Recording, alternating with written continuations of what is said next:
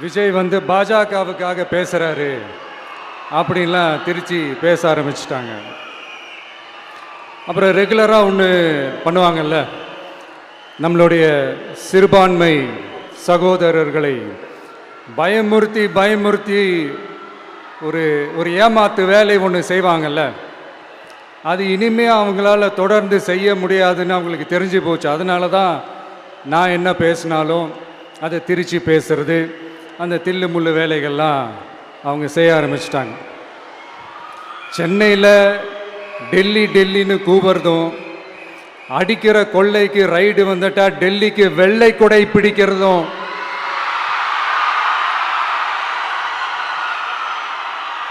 இதெல்லாம் யாருன்னு உங்களுக்கே நல்லா தெரியும்.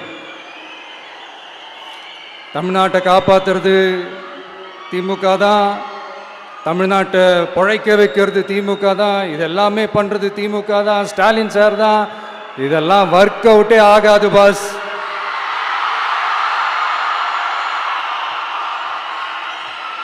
சின்ன பசங்களாம் சொல்ல ஆரம்பிச்சிட்டாங்க, ஓம் சக்தி பராசக்தி, திமுக ஒரு தீய சக்தி.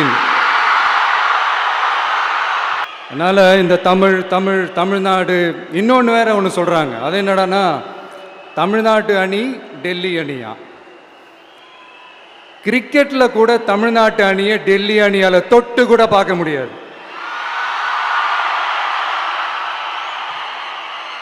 விசில போடுறது தமிழ்நாடு தான், சிஎஸ்கே.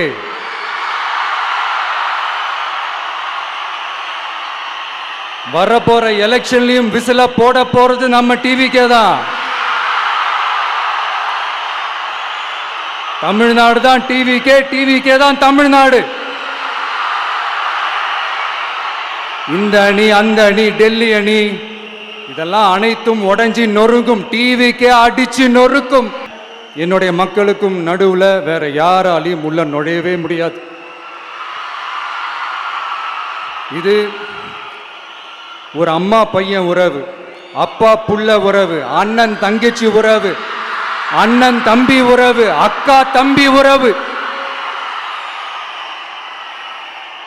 இது சும்மா ஒரு எலெக்ஷனுக்கு வந்த உறவு அப்படின்னு நினைச்சிடாதீங்க. இது இயற்கையாகவே அமைஞ்ச உறவு.